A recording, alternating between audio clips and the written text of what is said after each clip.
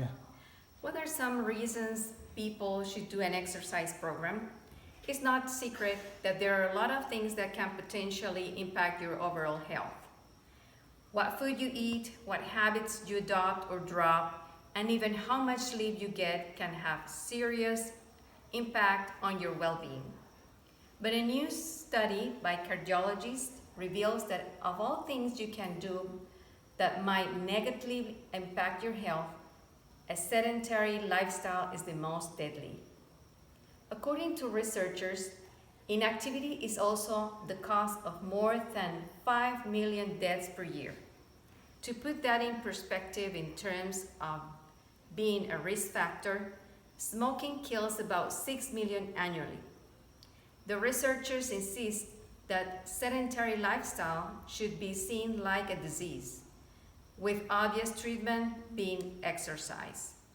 A program of constant exercise can achieve what many medications, doctors, psychologists, therapists, and their high cost will not achieve in short term, medium, and long term. Number one, you will reduce the risk of suffering from chronic diseases with its associated high long-term cost. Number two, you can maintain an adequate weight, making yourself and others see you better. Number three, you will increase your self-esteem. Number one, you will reduce the risk of suffering from chronic disease with associated high long-term cost. Given the overwhelming evidence, it seems obvious that we should all be physically active. It's essential if you want to live a healthy and fulfilling life into old age. It's medically proven that people who do regular physical activity have up to 35 lower risk of coronary heart disease and stroke, up to 50 lower risk of type 2 diabetes, up to 50 lower risk of colon cancer, up to 20% lower risk of breast cancer, a 30 lower risk of early death, up to 83% lower risk of osteoarthritis, up to 68% lower risk of hip fracture, a 30% lower risk of falls among older adults, up to 30% lower risk of depression, up to 30 lower risk of dementia. To stay healthy, adults should try to be active every day and aim to achieve at least 150 minutes of physical activity over a week through a variety of activities.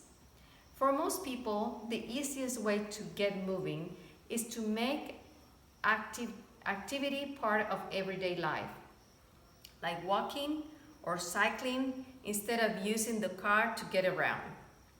However, the more you do, the better, and taking part in activities such as sports and exercise will make you even healthier.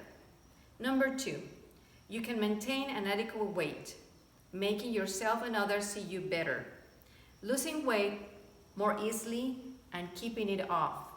The National Weight Control Registry maintained at the University of Colorado includes more than 3,000 individuals who have lost more than 30 pounds and have kept it off for more than a year. But amazingly, the average successful losers expended about 2,800 calories in physical activity per week, about 60 minutes of activity a day. Typically, they combine walking with medium to heavy exercise, such as cycling, running, stair climbing, aerobic exercising, and weightlifting. Exercise does help you control your weight, but maybe not in the way you think. When you do math, exercise won't help you lose much weight when you're overweight. As it turns out, studies have shown that cutting calories works much better than trying to burn off any extra calories through increased physical activity. Number three, how does exercise affect your self-esteem? Regular exercise with an emphasis on aerobics exercise can have positive effect on self-esteem, especially for those who suffer from low self-esteem, as fitness and appearance improvement. There is no proven formula for how much or how often to exercise to affect self-esteem, so IDEA recommends following the American College of Sports Medicine guidance 20 to 60 minutes of dynamic activity that challenges major muscle groups 3 to 5 days a week, 8 to 10 resistant exercise for strengthening building, practicing 2 to 3 times a week, and stretches sessions of flexibility and at least twice a week, but ideally daily. Start an exercise program to start the reward system through dopamine, a neurotransmitter responsible for the feeling of well-being. Practicing exercise is a release of neurotransmitter dopamine, serotonin, and opiate. Endorphin, which is released as a hormone and which drug your brain naturally. This natural drug allows to experience new sensations so pleasant that they raise self-esteem and ability to face complex emotional situations of life. I can use 3 thoughts that summarize the points presented. 1. The lack of activity destroys the good condition of every human being while physical movement retains it, by Platoon. Number 2. Those who think they are not have time for physical exercise will sooner or later find time for disease, by Edward Stanley. 3. Productive achievements are a consequence and exercising of health and self-esteem, by Nathaniel Brenda.